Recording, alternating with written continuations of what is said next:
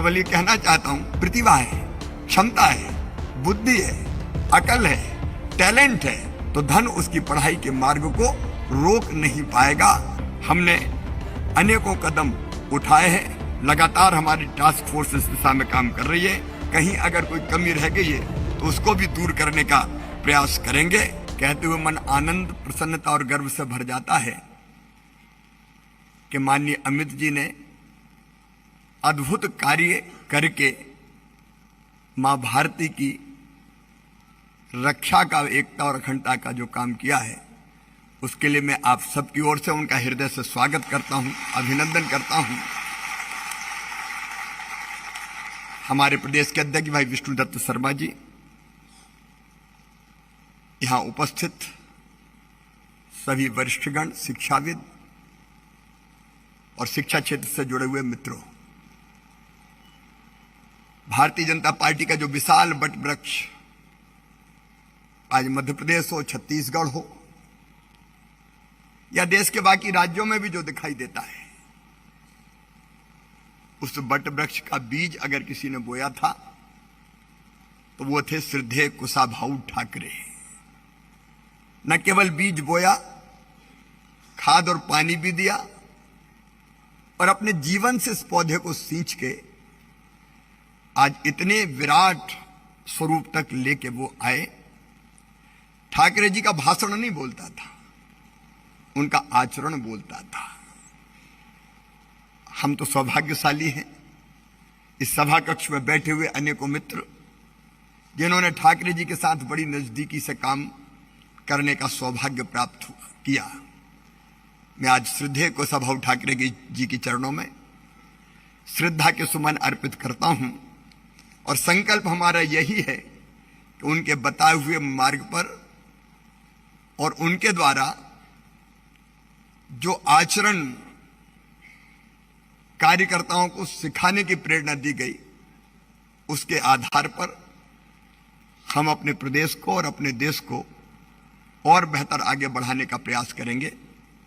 मैं भारतीय जनता पार्टी के प्रदेश अध्यक्ष विष्णुदत्त शर्मा जी को, पूरी टीम को बधाई देता हूं कि ठाकरे जी के जन्म शताब्दी वर्ष में अनेक विध कार्यक्रमों की रचना की है और आज ये कार्यक्रम जो ठाकरे जी के जन्म शताब्दी वर्ष में हो रहा है, नई शिक्षा नीति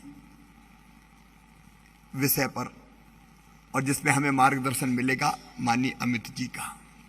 मैं संक्षेप में अपनी बात रखूंगा। आदि गुरु शंकराचार्य जी महाराज ने कहा था, सा विद्या या विमुक्तये, जो मुक्त करे इस लोक में भी और परलोक में, सचमुच में शिक्षा वो है।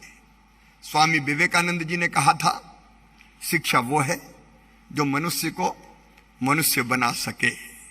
सचमुच में अगर हम देखें तो शिक्षा के 3 उद्देश्य होते हैं, एक ज्ञान देना, दूसरा कौशल देना और तीसरा नागरिकता के संस्कार देना। मुझे ये कहते हुए गर्व और प्रसन्नता है कि आजादी के कई वर्षों के बाद हमारे देश के प्रधानमंत्री श्रीमान नरेंद्र मोदी जी ने देश को, हमारे बच्चों को एक ऐसी शिक्षा नीति का उपहार दिया जिसमें देश की माटी की खुशबू आती है। हमारे जीवन मूल्य, हमारी परंपराएं, हमारी संस्कृति, हमारे महापुरुष, सचमुच में उसमें से निकल के ये नई शिक्षा नीति आई है। मित्रों, यही शिक्षा नीति सही अर्थों में ज्ञान, कौशल और नागरिक संस्कारों की त्रिवेणी संगम है। मुझे बताते हुए भी खुशी है कि नई शिक्षा नीति ने देश को ज्ञान आधारित सुपर पावर बनने का अवसर दिया है और नई शिक्षा नीति के ज्ञान के महत्व को 5 रूपों में समाहित किया है। सदियों पुरानी भारतीय ज्ञान और दर्शन परंपरा के संचित ज्ञान को नई पीढ़ियों को पढ़ाई के माध्यम से सौंपने का काम किया। तोता रटंत के स्थान पर कॉन्सेप्ट की समझ पर आधारित शिक्षा को नंबर गेम और गला काट प्रतियोगिता से मुक्त कर ग्रेडिंग और स्वस्थ प्रतिस्पर्धा में परिवर्तित करने का काम किया है। शिक्षा में शोध और अनुसंधान को बढ़ावा दिया है। शिक्षा को एकांगी नहीं बल्कि बहुआयामी बनाना, ताकि विज्ञान के विद्यार्थी भाषा भी पढ़ सकें और म्यूजिक के विद्यार्थी मैथ्स भी पढ़ सकें। प्रधानमंत्री जी ने जो 5 सी की बात कही थी, मध्य प्रदेश में हमने ज्ञान को उसके आधार पर ही शिक्षा का आधार बनाने का काम किया। प्रधानमंत्री जी ने कहा था critical thinking, creativity, collaboration, curiosity और कम्युनिकेशन। मध्य प्रदेश में हम इन 5 आयामों पर काम कर रहे हैं। मुझे कहते हुए प्रसन्नता है, मध्य प्रदेश में हमने सीएम राइज स्कूल नाम के कॉन्सेप्ट दिया है। अक्सर ये कोशिश होती है कि मेरे गांव में भी high school, higher secondary school. हमने तय किया कि 15, 20, 25 गांव के बीच में एक सीएम राइज स्कूल। सड़कें अब अच्छी है, गांव में बस में बैठेंगे लोग, स्कूल पहुंचेंगे, स्कूल में अच्छा इंफ्रास्ट्रक्चर होगा, लैब होगी, लाइब्रेरी होगी, प्लेग्राउंड होगा, स्मार्ट क्लास होगी, हम गुणवत्तापूर्ण शिक्षा दे सकेंगे। उस दिशा में हमने 370 विद्यालय प्रारंभ कर दिए हैं और 900 तक इनकी संख्या को हम बढ़ा के ले जाने वाले हैं।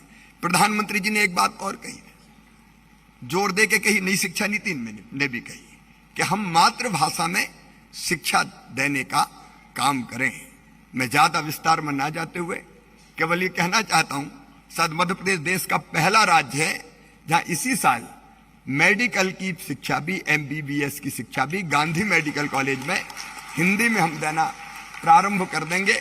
पुस्तकें हमारी प्रिंट हो गई है और जैसे ये सत्र प्रारंभ होगा, हिंदी में हमारी पढ़ाई मातृभाषा में प्रारंभ हो जाएगी। इसी साल 6 इंजीनियरिंग कॉलेज में BTech पाठ्यक्रमों में और 6 पॉलिटेक्निक कॉलेज में डिप्लोमा पाठ्यक्रम में भी मातृभाषा हिंदी में पढ़ाई की व्यवस्था कर दी गई है।